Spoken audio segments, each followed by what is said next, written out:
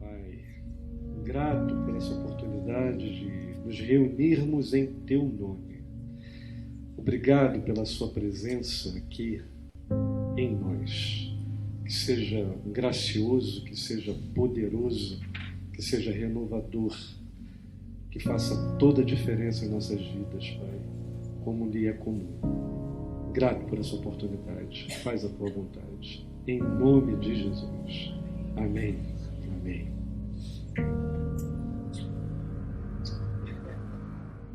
Boa noite, gente boa. Tudo bem? Que bom. É um prazer enorme para mim estar com vocês hoje aqui. Essa será a primeira de muitas outras reuniões e encontros com a graça de Deus. E também encontrar tanta gente querida. Eu virei aqui para a direita, já bati na Pita, sentadinha aqui ao lado do Manga, Paulo Leonel, meus queridos. Gostei demais da música que eu ouvi quando estava entrando aqui, sobre a ordem de Melquisedeque, uma sequência toda. Fiquei muito feliz e honrado. Que Deus te abençoe mesmo. Depois me manda, que eu preciso saber essa letra das coisas que eu falo. Olha aqui, minha gente. Eu nunca sei o que eu vou pregar e sempre sei o que eu vou pregar. Eu nunca sei o que eu vou pregar porque eu não sei a partir de onde eu vou pregar. Eu sei o que eu vou pregar porque qualquer ser que seja a coisa que eu diga é a partir de Jesus, viaja por Jesus e conclui com Jesus. Então, vindo para cá, eu vinha com uma mensagem que me veio, um texto, pela minha conversa do hotel para cá com o André, que ele mencionou alguma coisa sobre semear a semente. O André falou isso no carro, e eu falei, poxa, era mais ou menos isso, meu coração estava com essa semente enquanto eu estava tomando banho, a semente. E aí depois eu entrei, fui tomar ali um chazinho com uma água, e a propósito de alguma coisa que falaram, meu coração já foi para um outro texto em João, e a pergunta dos religiosos de Jerusalém, até quando nos deixarás a mente em suspenso? Aí eu falei, eu acho que eu vou pregar sobre isso. Aí quando eu vim entrando aqui, olhei em volta, falei, meu Deus, está todo mundo afogando. Afogando em depressão, afogando em indefinições familiares, afogando-se nesse mar de inconsistências relacionais, afogando-se no fato de que a solidez do amor deu lugar à liquidez angustiosa da iniquidade e da indefinição de todo tipo de relacionalidade, afogando-se no medo do futuro, nas depressões que viram síndrome do pânico, nas angústias variadas, algumas tópicas, com nome, com geopolítica, com estudo, análise de fenômeno, e a angústia decorrente da compreensão do problema que dali pode se expandir de modo indefinido. Há outros que estão aqui angustiados sem saber porquê. São angústias sem elemento tópico, amorfas. São agonias sem nome.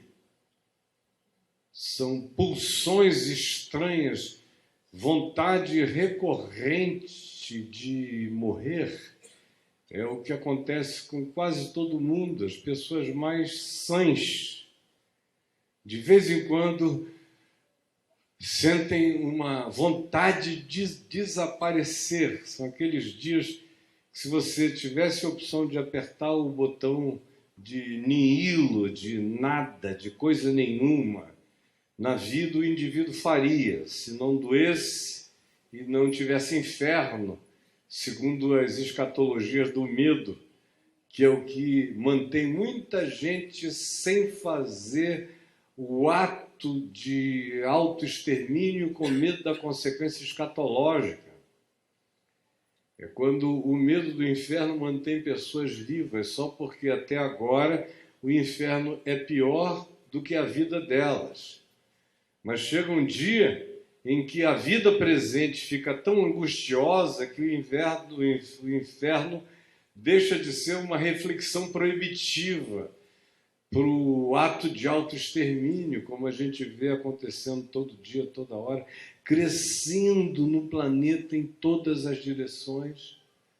Antes de vir para cá, no hotel, eu estava falando com um amigo meu, foi presidente do Comitê de Lausanne, lá, um comitê que vocês que são jovenzinhos não conhecem, mas teve uma importância brutal na tentativa da evangelização mundial de 1974 até mais ou menos 1998, ano 2000, por aí.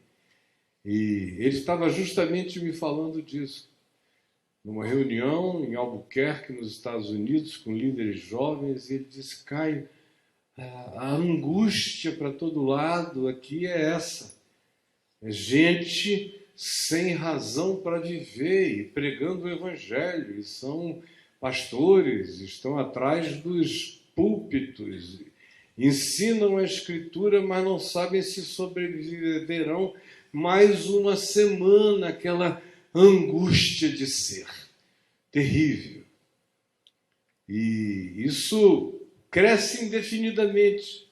A descrição desse fenômeno fica do tamanho do mundo e de tudo que nele há, porque é assim que as coisas estão se manifestando no coração da maioria esmagadora das pessoas. Isso não escolhe fronteira, nem geopolítica, nem religião, nem grupo religioso, nem denominação. Dá na alma de qualquer um, atinge a qualquer pessoa, vitima os filhos da gente, os netos, os parentes, os conhecidos. Você leva susto aqui e ali, é impregnante, é radioativo, é um pânico universal que pervade o coração de todo mundo.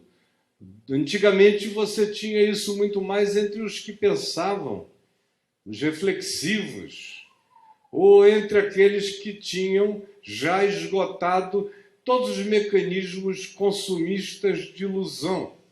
Tinham dinheiro para possuir tudo, para testar tudo, para provar tudo, e uma vez que tudo estava aprovado e testado, o coração continuava na mesma agonia irreparável, na mesma aflição não designável. E os diagnósticos são todos gerais, são labels e labels que são inventados e colados e pregados para o indivíduo sair por aí carregando a cartela dele de que nome é a sua agonia, é o seu desespero, é a sua inexplicável infelicidade, é a sua latência mórbida. Isso para todo lado. Tua mãe está assim, teu pai, ou você, a esposinha que não pôde te acompanhar.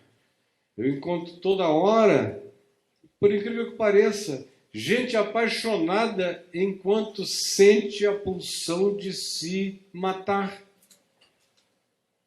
Eu tenho encontrado gente que diz: eu estou apaixonado e ao mesmo tempo eu estou a fim de morrer. Porque nem mais o amor apaixonante está motivando certas pessoas e indivíduos a encararem a angústia de ser. Tem algo vivo neles que os faz apaixonarem-se, e tem algo morrendo neles que faz com que a paixão seja menos importante do que a angústia de existir. Quando a gente chega num ponto desse na existência, aonde até o melhor sexo não adia a agonia autodestrutiva no indivíduo, é porque alguma coisa muito ruim cresceu. É quando as pessoas começam a olhar para os montes e dizer: caiam sobre nós. É quando começam a surgir multiplicação de orações que dizem: Senhor, me leva sem dor durante a noite. Gente saudável, gente jovem, gente bonita, gente que tem, gente que pode. Mas você hoje encontra a mesma coisa que era quase impossível de encontrar, que é o adolescente se suicidando na favela. E se você for perguntar a razão, não é por causa de tiro, bala perdida, milícia, conflito de grupos, gangues de traficantes, não. É pela angústia de estar vivo.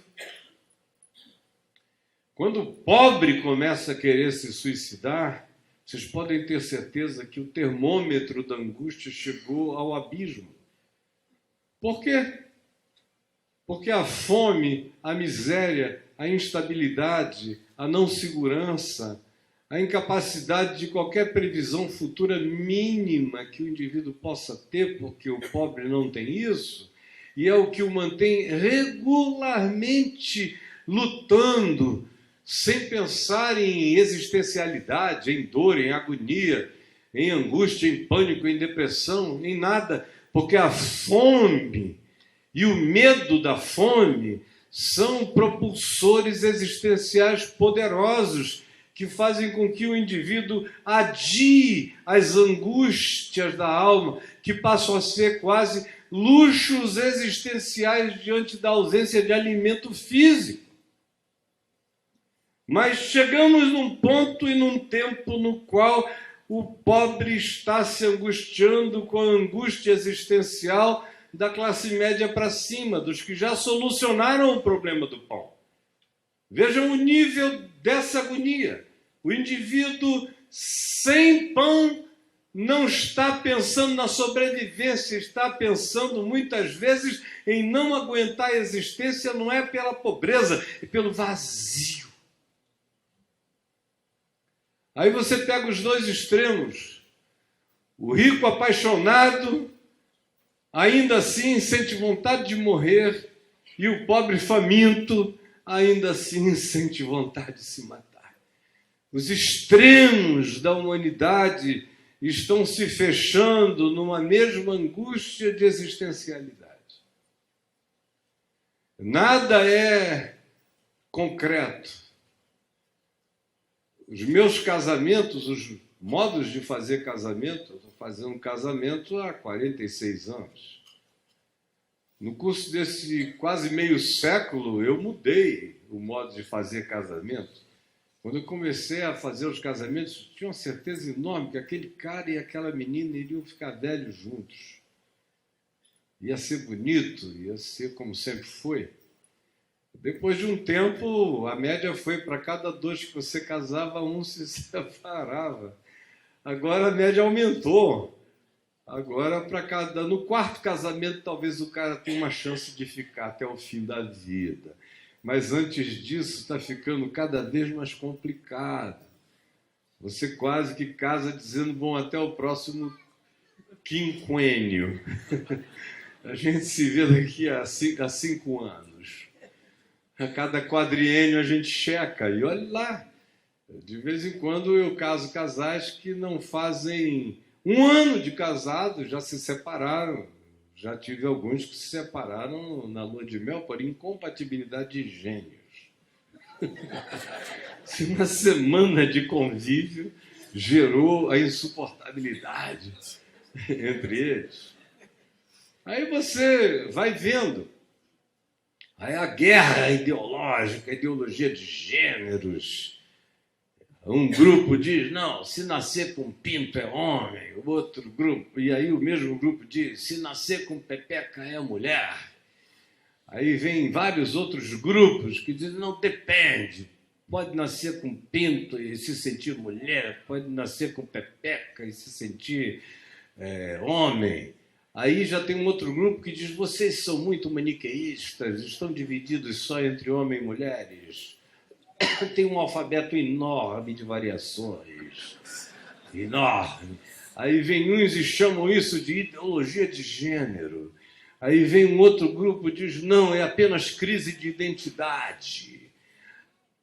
E as filosofiações a respeito do processo geram brigas enormes. Mas o fato é que todo dia, eu que não faço outra coisa na vida a não ser lidar com gente, vejo que com ideologia, sem ideologia, seja como seja, as pessoas de fato não têm mais definições claras acerca de si mesmas por muito tempo, e algumas passam a vida toda sem ter. E às vezes você leva o susto de ver uma pessoa chegar aos 50 anos e dizer: poxa vida, eu gerei 4 filhos, fui casada não sei quantos anos, só descobri agora que o meu barato é uma amiga minha.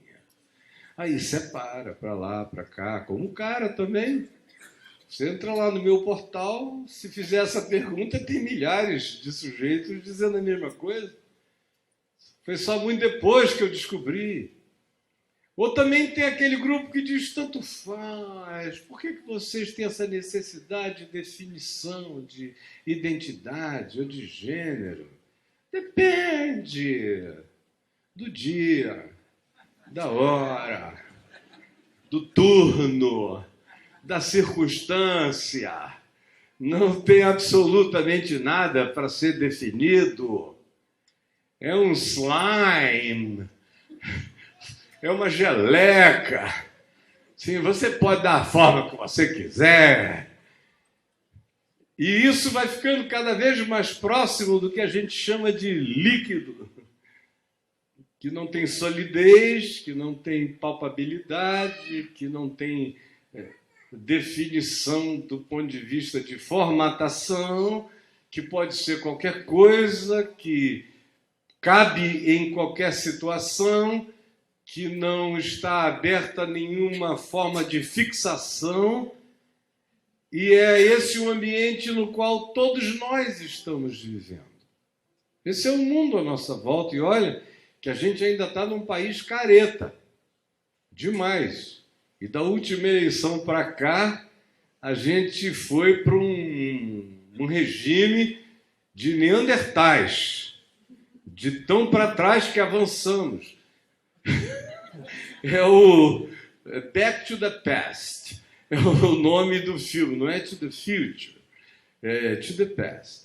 No entanto, apesar de politicamente nós sermos tão retrógrados hoje em dia, a angústia do teu coração não conhece ideologia. Não interessa quem você é, a agonia está aí, pulsando, presente, a aflição não para, nenhum decreto muda isso. A Damares pode chegar e dizer: começou uma nova era. Meninos vestem azul e meninas vestem rosa. Que ela mesma vai dormir ainda angustiada, sem ter, quem sabe, se definido numa quantidade enorme de outras coisas na vida.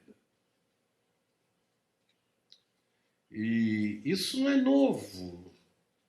Para quem olha para Jesus e tem nele o farol que ilumina todas as perspectivas, que me ilumina o passado e dele me permite evocar o melhor, que me ilumina o presente, e nele me ajuda a definir em favor do que é bom, e me projeta o futuro, e me ajuda a ver o que vem.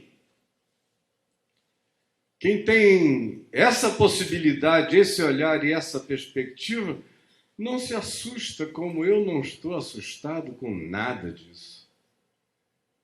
Isso para mim era o óbvio, isso aconteceria. Quando, bem novo, eu comecei a ver quais eram as perspectivas do que a ciência genética produziria, quando eu comecei a ver o que as descobertas de Franz Crick, e quando eu comecei a ver o que a psicologia de Skinner propunha, quando eu comecei a ver o que a engenharia genética estava abrindo de possibilidades para o futuro, e quando o genoma humano foi decifrado, para mim se estabeleceu aquela convicção afirmada por Deus na Torre de Babel: agora já não haverá limites para tudo quanto intentam fazer. Aí não é à toa. Essa informação vibra como informação consciente, discernível, captável, processável, e vibra como transmissão telepática, transmissão emocional, vibracional. Isso se comunica no nosso inconsciente coletivo, nos nossos sonhos, nas mensagens subliminares, está tudo presente. Os mitos contemporâneos, já há 25, 30 anos, são todos seres em processo de mutação, transformação, rearranjo, capacidade de se tornarem outra coisa que originalmente não eram. E a ciência genética dá garantia. Eu me lembro, a primeira vez que eu fiquei cara a cara com um fato desse foi em 1984. Um rapaz, um médico querido, que era minha ovelha, quando eu pastoreava na igreja presbiteriana, muitos anos atrás, 84, né? Então, foi fazer um doutorado na França, em Paris. E naquele tempo eu passava muito por Paris, umas 5, 6 vezes por ano, indo para algum lugar pregar. E ele estava lá sozinho, e toda vez que eu passava eu dava uma parada, o pegava lá no Hospital São Luís, em Paris, e a gente ia comer um joelho de porco ali na beira do Sena, tomar um vinho e conversar sobre o Evangelho, tantos anos. E aí um dia ele chegou lá, eu cheguei lá e ele me apresentou um amigo dele. Um garotão bonitão, fazendo doutorado também, sarado e tal. A meninada aqui, a mulherada, ia achar ele interessante. O fato é que, primeira vez, me apresentaram aquele rapaz e tal. Como é que é, pastor? Tudo bem? Tal. Aí eu voltei 6 meses depois lá no hospital. Ele já estava um pouco diferente. Oi, pastor. Aí foi se amaciando. Aí, um ano depois, eu encontro com ele, doutorado lá, 4 anos, se não me engano. Aí ele já estava assim com um peitinho, e começando a usar uns bustiers. Estava começando a ficar gostoso, rapaz. Sim. Estava ficando uma gracinha. Aí, quando eu volto da outra vez, ele já estava falando com uma voz inimaginavelmente doce. E aí o meu amigo me disse: da próxima vez que o senhor voltar, o senhor pode se preparar para qualquer coisa. Aí da outra vez que eu voltei, ele tinha cortado o pinto, tinha aberto uma vagina no lugar, estava todo feminino, um cabelo lindo, deslumbrante. E agora o nome dele era feminino. E ele me apresentou: me desculpe, eu era o fulano, mas agora eu sou do seu. Eu digo: tudo bem. Conversamos. Depois eu falei: escuta, rapaz, você mora em Caraí, Niterói, né? Ele é. Eu falei: teu pai está sabendo? Tua mãe? A moçada? Você avisou que você tinha encontrado a Luísa Brunet, tinha decidido não, como é que era o nome dela? A Roberta Close naquele tempo, que era a mulher mais bonita do Brasil, era a Roberta Close.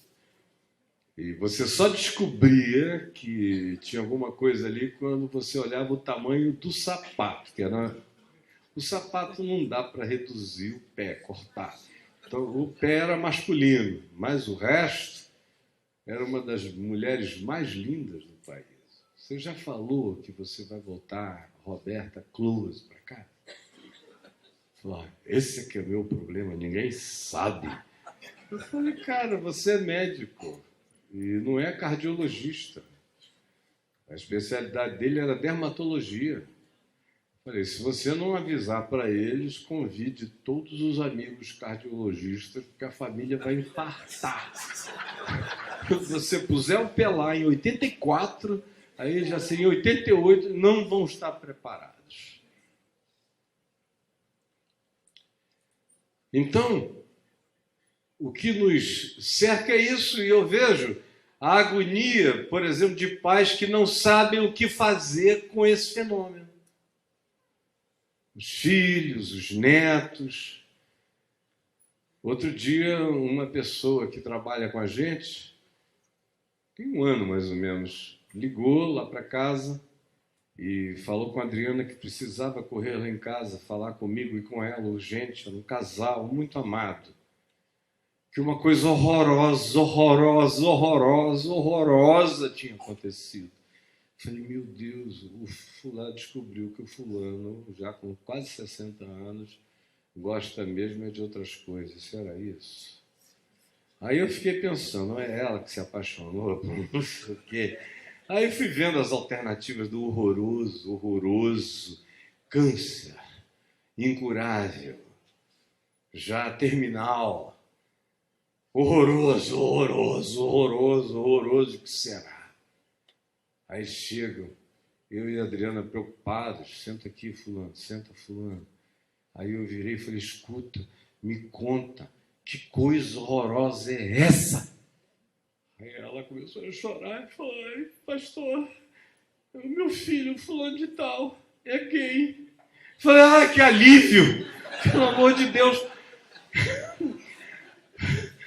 Depois de me preparar para um negócio, você vem me dizer que o garoto é gay. Ele, o primo dele, o outro ali, aqui na rua, todo mundo.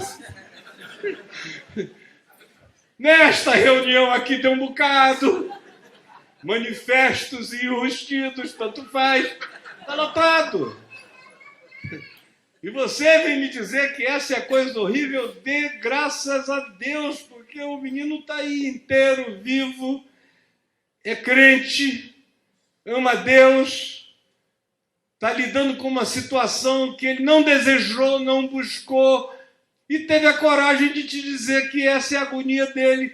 Se ele não tivesse essa coragem de te dizer, de tratar isso na luz como ele está tratando, o que poderia acontecer estatisticamente falando, como acontece com filho de crentes, é que a alternativa fora disso é ir embora de casa, ou o amor familiar é tão grande e a vergonha do indivíduo é tão profunda que ele tira a vida.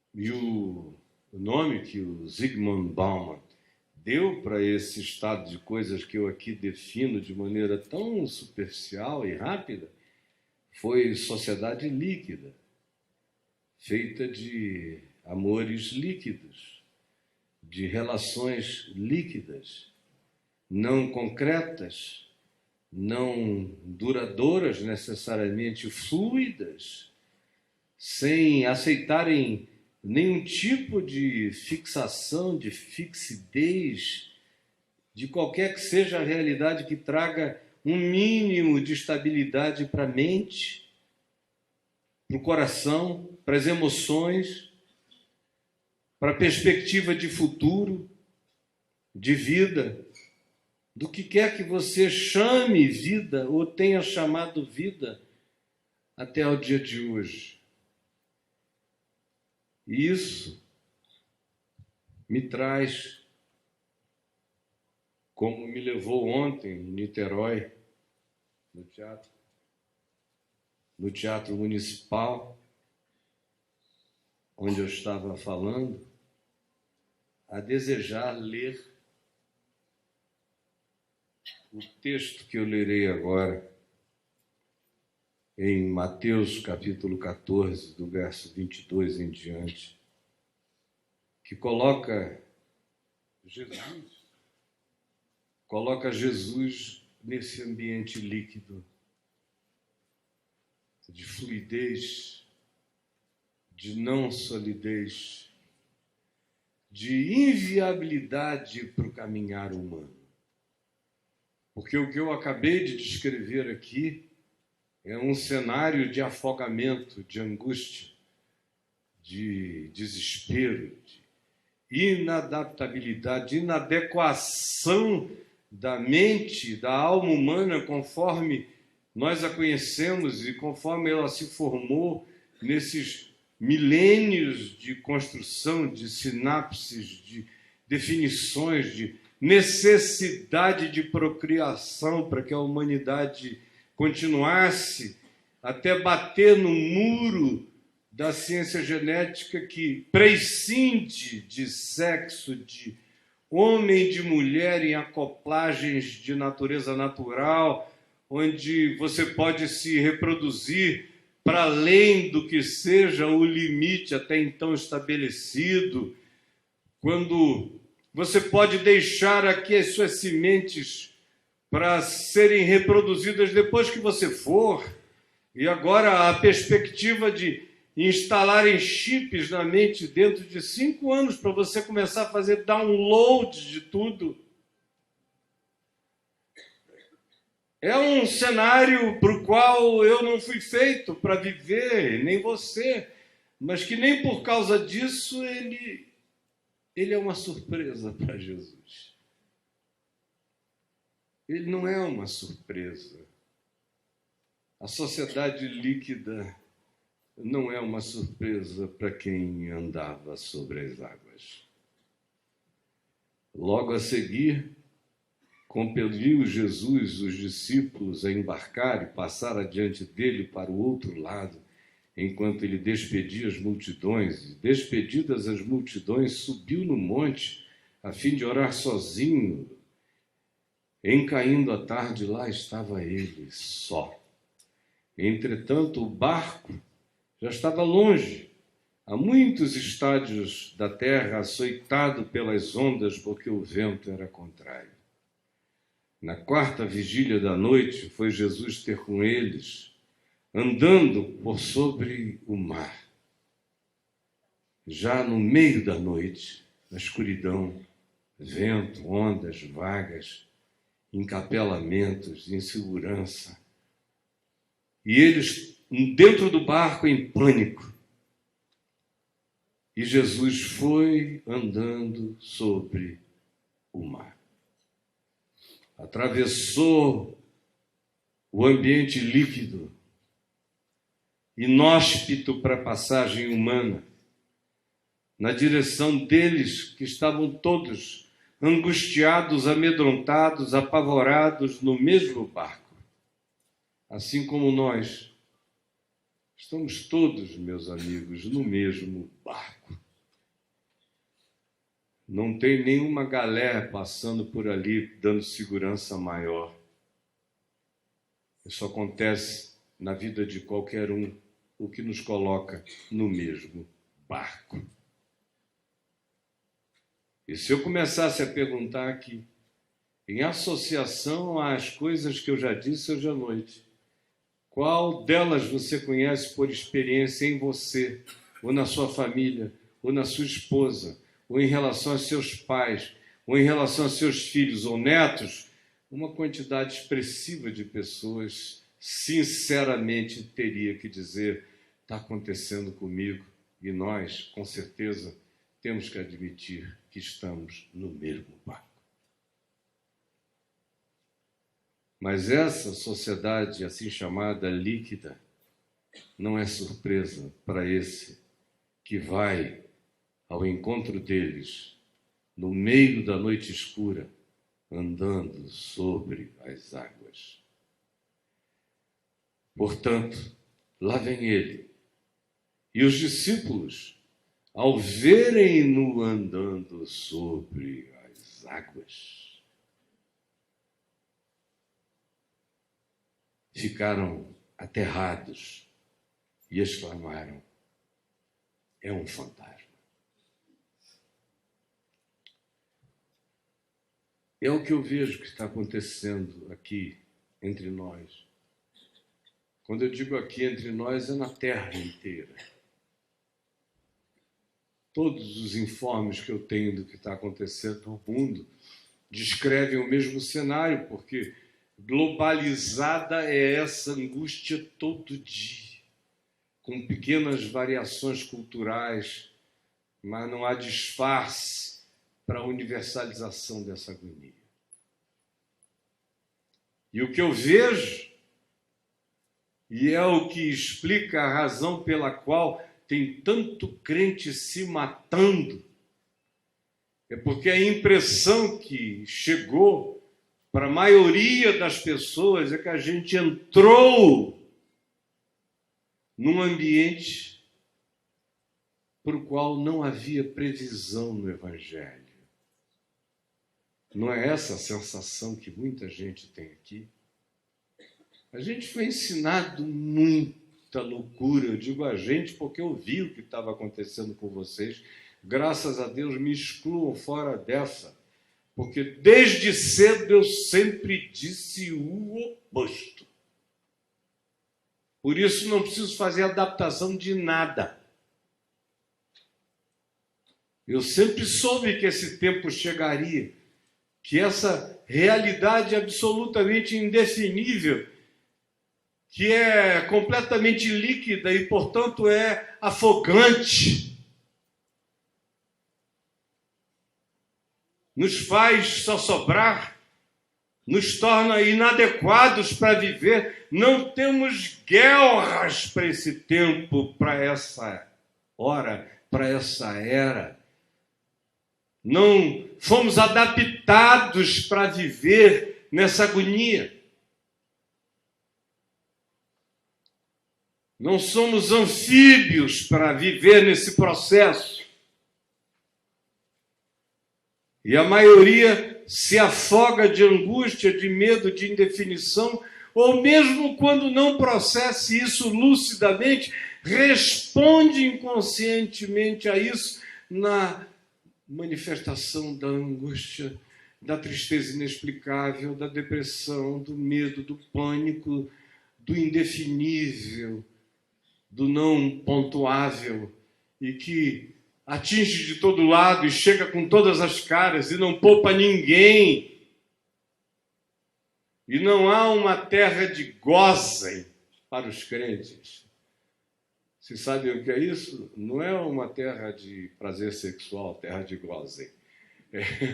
É lá no Egito, no livro de Êxodo, que diz que os hebreus viviam na terra de Gósen e que aquelas pragas todas do Egito atingiam o Egito inteiro, menos a terra de Gósen. Eu ouvi durante o curso desses quase 50 anos pregando o Evangelho, uma quantidade enorme de pessoas garantindo que quando os piores dias chegassem, os crentes seriam poupados, porque havia uma terra de Gósen. Era uma terra de gozação que se fez com a alma da maioria de vocês, porque está aí e ninguém é poupado, todos nós no mesmo barco. O que acontece ao justo acontece ao injusto e vice-versa.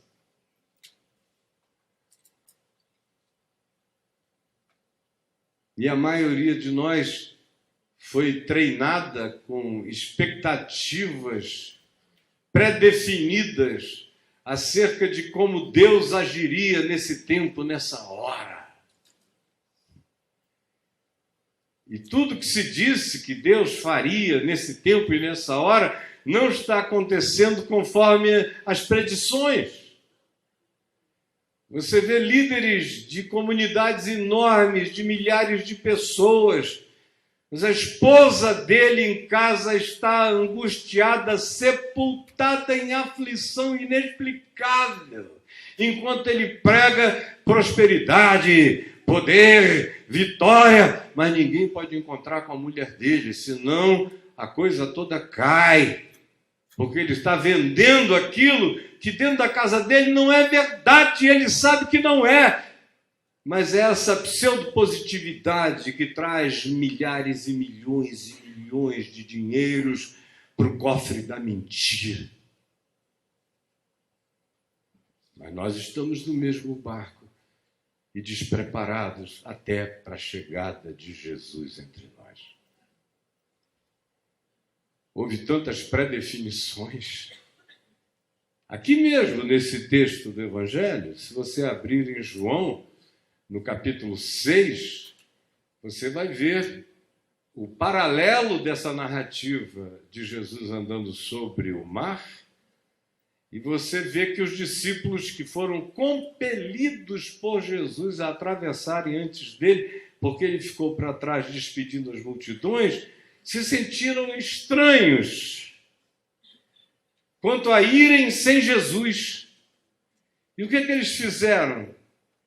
Como bons estrategistas e pessoas preocupadas com gestão, eles deixaram um barquinho, que João 6 diz que ficou para trás.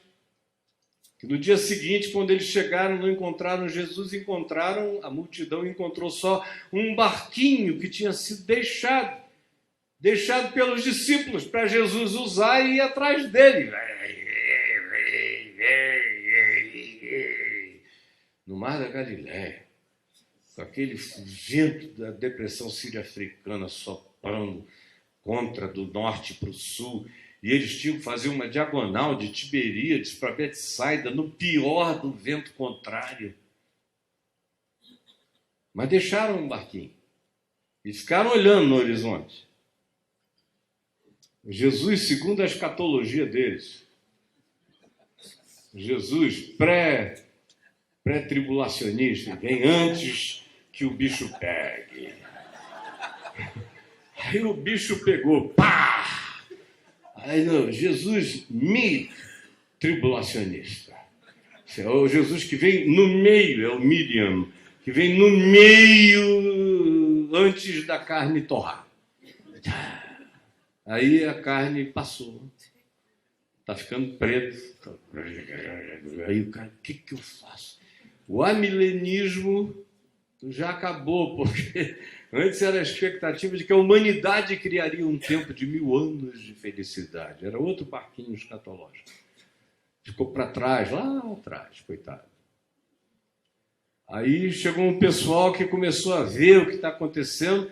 Eu tenho amigos que têm mais ou menos a mesma idade que eu, que fizeram parte de muita coisa como eu, que eu chamei para fazerem parte de um monte de coisas que eu realizava no curso dessas décadas e que hoje em dia não aceitam fazer mais nada, falar mais em lugar nenhum, porque eles olharam em volta e não viram sinais de Jesus na liquidez da história e disseram, não, pensando bem, Jesus foi a melhor coisa que já aconteceu, mas eu não creio que ele vai voltar mais não, porque não voltou até agora. Não creio que ele volte nunca mais. Se a gente der sorte, a gente vai para ele. Mas essa história de esperar ele vir para nós, tira do cardápio histórico que não vai acontecer. Um monte. Os barquinhos, os modus operandi, tudo isso se frustrou. Na década de 80, o que saía de livros sobre a volta de Jesus, 70 e 80? 70 era aquela esperança, com profecias organizadas pelo Hal Lindsey. Jesus não voltou conforme ele disse, mas ele ganhou milhões de dólares às custas dessa falácia. Aí vem a década de 80, teve gente mais ousada, quando foi chegando o tempo do alinhamento dos planetas. Vocês estavam vivos nesse tempo? Não, porque tem que perguntar, não é? Alinhamento dos planetas, na década de 80. Eu estava almoçando com o bispo Roberto McAllister, ali num restaurante em Botafogo, no dia do alinhamento dos planetas, e um amigo comum tinha escrito um livro, O Alinhamento dos Planetas e a Volta de Jesus. O livro foi divulgadíssimo. E, cara, quem quer conhecer essa escritura sabia que aquilo ali estava fadada a cair em desuso no dia seguinte, ao alinhamento dos planetas. Aí eu saí com o bispo Roberto, a gente almoçou, íamos voltando de volta para o gabinete dele em Nova Vida. Aí ele botou a mão no meu ombro, um homem assim meio solene e ao mesmo tempo de uma ironia fina, muito fina. Aí ele botou a mão no meu ombro e falou: Caio, você não acha que a gente deve fazer uma ligação para o nosso irmão, era o autor do livro, para o nosso irmão fulano de tal, fazendo uma nova sugestão de tema? Aí eu falei: qual seria a sua sugestão para ele? Aí ele disse: eu acho que eu escreveria um livro intitulado Desculpem Qualquer Coisa. Mas naquele período, nos anos 80, marcaram a volta de Jesus, muitas vezes aqui no Brasil, gente que vocês conhecem. Nos anos 90 ainda, a última foi em 97. Depois teve aí, já era uma coisa maia, em 2012. Mas o fato é que os barquinhos deixados para Jesus atravessar a liquidez da existência, o barquinho ficou para lá e Jesus abandonou os métodos. E chega assim. Eu sei que eu sou da parte de Deus e prego o evangelho da graça desde o primeiro dia em que comecei a pregar, e vou pregá-lo até o último dia na terra. E eu não mudei. Meu cabelo cresceu, foi só isso. A barba sempre esteve aqui, desde 18 anos de idade. A mensagem que eu prego é exatamente a mesma, não tem surpresa nenhuma. Mas vocês mudaram tanto. E vocês se derreteram, se liquefizeram, se desconstruíram de tal maneira que eu chego, prego a mesma mensagem, mensagem Jesus, mensagem evangelho, como sempre foi, como sempre será. E o que eu vejo de todo lado é o pessoal dizendo: é um fantasma, enlouqueceu. Hoje eu já ouvi 4 vezes que eu perdi o juízo. Sério, foi pouco hoje. Ontem eu ouvi umas 5. São pessoas amorosas que dizem: puxa vida, eu encontrei o fulano, convidei para ele vir aqui. Ele falou: acho que eu não vou não, porque eu tenho a impressão que o Caio perdeu. He lost it. Ele perdeu o juízo, a sanidade. E eu olho e digo: meu Deus, obrigado pela mesma insanidade com a qual tu me converteste. Eu peço que tu me batizes nela até tu me levares para ti, sem mudança nenhuma. Mas o mesmo Jesus, a mesma palavra, virou um fantasma. E quando nesse tempo líquido, caracterizado por tudo isso que perdeu a definição, a palpabilidade, a fixidez e a certeza, quando essa mesma palavra paira sobre isso, anda sobre isso, não tem medo disso, enfrenta isto, ainda assim tem gente que não reconhece. É um fantasma.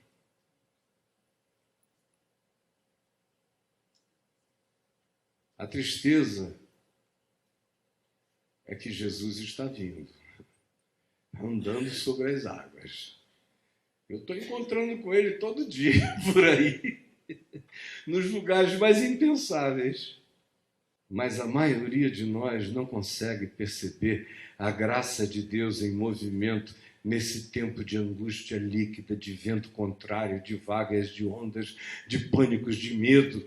Enquanto todos nós ameaçamos afogar nas angústias, habitando o mesmo barco, ele vem na nossa direção, está vindo todo dia, mas a gente não está conseguindo reconhecer a manifestação da graça de Deus em nosso favor, porque ela não combina com aquilo que a gente tinha imaginado. E com que nos garantiram que daquele modo seria. E aí a liberdade de Deus ser Deus, de deixar os barquinhos da nossa presunção, da nossa ajuda humana para Deus remar e vir na nossa direção, quando ele não se utiliza de nada disso que você tinha sido doutrinado como alternativa de você para Deus, de Deus para você, quando tudo isso se dissolve, ou quando tudo isso se torna inútil, ou quando ele despreza as nossas alternativas e anda na sua liberdade absoluta de ser Deus na nossa vida e na nossa direção, a gente não discerne. Tem muita gente aflita aqui só porque não aceita que a graça está chegando com a cara que ela está chegando. Que a ação de Deus neste tempo está se manifestando de um modo absolutamente para além de tudo que você tinha concebido, pensado, imaginado, de tal modo que é Deus mesmo vindo na sua direção, mas você o confunde com uma fantasmagoria. Essa é a agonia, essa é a aflição da grande maioria. Essa sensação de vazio, de orfandade, que leva a gente a angústias indizíveis, decorre em muitos casos, do ponto de vista psicológico, espiritual e existencial, decorre da falência das nossas antigas esperanças, todas elas não passavam, todavia, de construções dos nossos artefatos teológicos, doutrinários, catequeses, esperanças humanas, pré-definições para Deus, que Ele desprezou e deixou e deixará, porque Ele vem como Ele vier. Eu é que tenho que abrir os olhos e discernir a graça dessa soberania vindo na minha direção, nesse mundo líquido, impensável. Mas eles disseram, é um fantasma. É um fantasma. Podem deixar. Essa é a Bíblia que eu tenho desde que me converti. Recebeu tapa de endemoninhado para tudo que é lado. Se você passar aqui no exame de DNA, você vai ver saliva do mundo inteiro. Cuspe de russo, de irlandês, de inglês, de índio, e o meu, sobretudo, né? E os pedaços, mas está tudo em cima. Depois eu ajeito. Olha só, como é que as coisas estão caindo na minha velhice. É treino. E os discípulos, ao verem-no andando sobre as águas, ficaram aterrados e exclamaram, é um fantasma. E, tomado de medo, gritaram.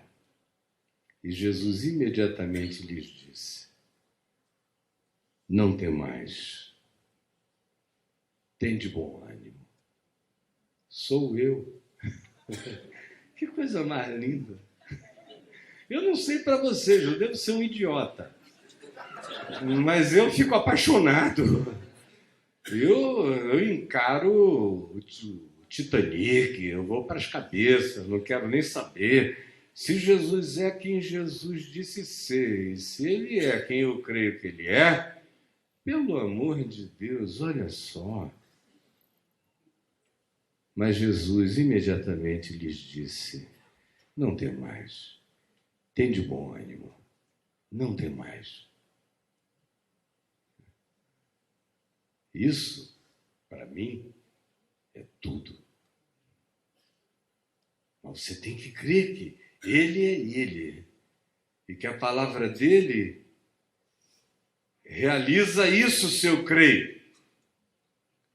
Realiza no deserto, realiza na montanha, realiza na caverna, realiza no abismo, realiza sobre as águas, realiza contra a existência, Pois se eu subo aos céus, lá estás.